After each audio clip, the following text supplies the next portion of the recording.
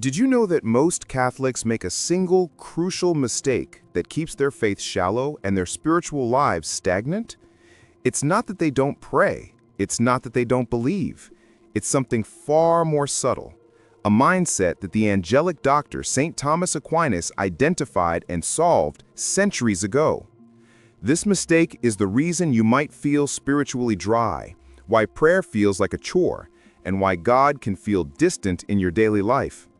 But what if you could unlock a deeper, more vibrant faith with just a few simple daily habits? Stay with me, because today we're revealing the 4 ways St. Thomas Aquinas taught us to supercharge our spiritual lives. Hey there, my beloved friends. If this is your first time joining our amazing community, welcome. We are so glad to have you here. If you haven't already, make sure to subscribe to Catholic Prayer TV and tap that notification bell. Here, we share powerful prayers, stories of faith, and reflections that draw us all closer to the heart of Christ. By subscribing, you're not just following another channel, you're joining a beautiful Catholic family that prays, learns, and grows together in grace.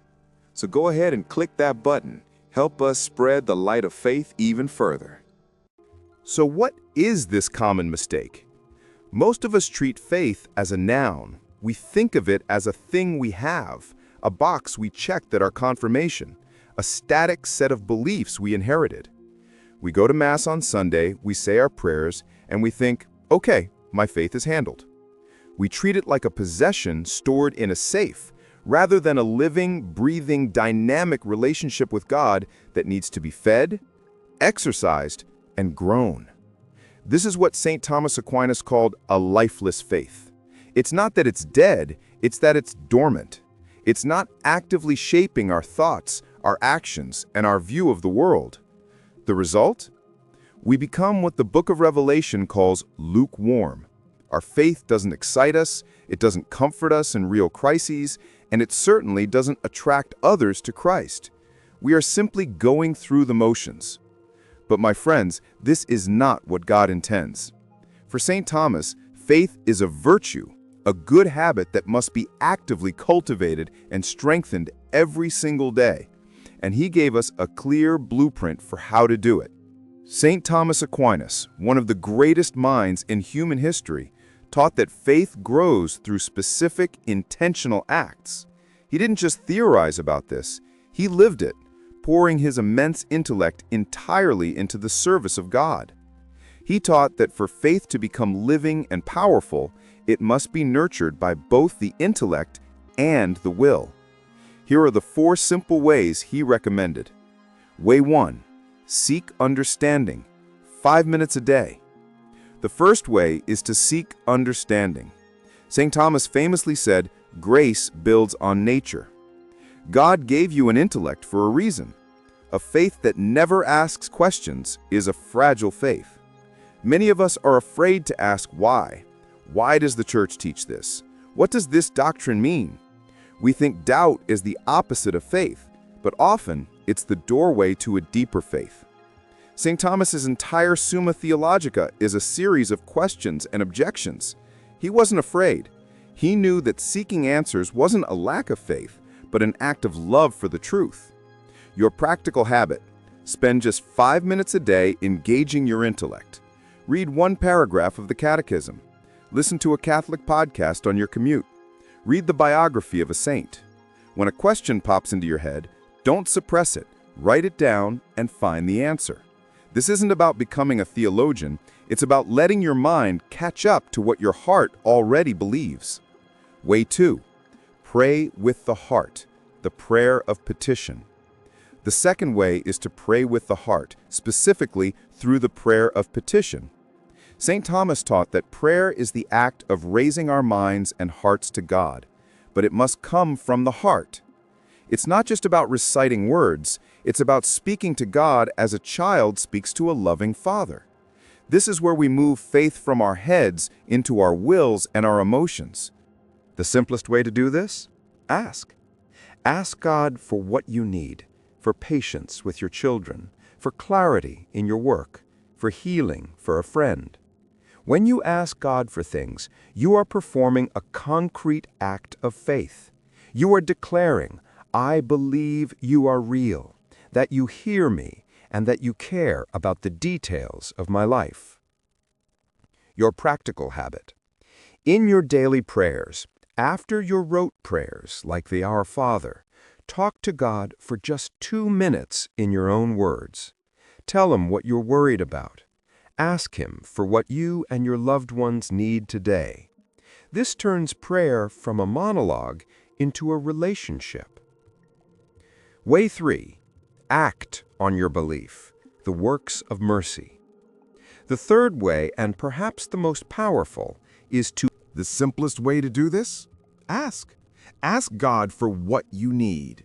For patience with your children, for clarity in your work, for healing for a friend. When you ask God for things, you are performing a concrete act of faith. You are declaring, I believe you are real, that you hear me, and that you care about the details of my life. Your practical habit?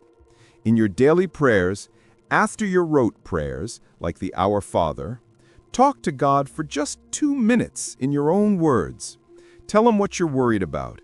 Ask Him for what you and your loved ones need today. This turns prayer from a monologue into a relationship. Way 3. Act on your belief. The works of mercy. The third way, and perhaps the most powerful, is to act on your belief. St. Thomas Aquinas, following the book of James, taught that faith without works is dead. You can't just think about faith, you have to do something with it. Every time you perform a concrete act of charity, a work of mercy, you are strengthening the muscle of faith. You are putting your belief into action. When you forgive someone who hurt you, you are acting out your faith in God's mercy. When you give to the poor, you are acting out your faith in God's providence. These actions feed back into your soul and make your faith more resilient, more tangible, and more alive. Your practical habit? Once a day, look for one small, intentional act of charity. It doesn't have to be huge.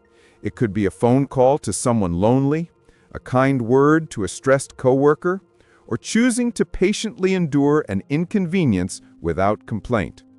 Offer that action to God as a living prayer of faith. The fourth way is to contemplate the goodness of God. St. Thomas distinguished between the active life and the contemplative life, and said the contemplative life is higher because it is a foretaste of heaven. Contemplation is simply gazing with love at the truth. We do this through spiritual reading, especially of the Gospels. Don't just read to learn, read to love. Read a short passage, maybe the story of the prodigal son or Jesus calming the storm, and then just sit with it. Imagine the scene. Let the love and power of God in that story wash over you. St. Thomas did this at the end of his life. After a mystical experience, he stopped writing, saying, "All that I have written seems like straw to me compared to what I have seen and what has been revealed to me." He encountered the living God, and it surpassed all his intellectual understanding. Your practical habit? Spend 5 minutes with the Gospels. Read 3 verses, close the book, and ask yourself, what does this reveal about the heart of God? Let that truth sink in and fill you with wonder and love. So why does this matter? Why can't we just keep our faith in that safe, quiet box? Because God didn't create you for a lukewarm, nominal existence. He created you for sainthood. He created you for a friendship with Him so deep and so real that it transforms every corner of your life. When you practice these 4 habits, seeking understanding, praying from the heart, acting on belief, and contemplating God, You are no longer a passive spectator of your faith. You are an active participant in the divine life. You are allowing God's grace to build upon your human nature, just as St. Thomas taught. You will find that prayer becomes more natural, that the teachings of the Church make more sense, and that you have a new sense of purpose and peace even in life's storms. My beloved friends, if this vision of a deeper, more vibrant faith resonates with you, if you're tired of just going through the motions, then I want to personally invite you to join our community here on Catholic Prayer TV. This is your sign to take that next step. Hit that subscribe button and ring the notification bell right now. By subscribing, you're not just watching another video, you're deciding to invest in your spiritual growth. You're joining a family that is walking this path together, learning from the saints, and striving for heaven every single day. We have so much more to explore together. The wisdom of the saints, the power of the sacraments, the beauty of prayer. Don't miss out. Tell me in the comments, which of these 4 ways will you try first? I love reading your stories and praying for you. Until next time, may God bless you abundantly. May your faith be ever deepening, ever living, and ever leading you closer to His Sacred Heart. God bless you.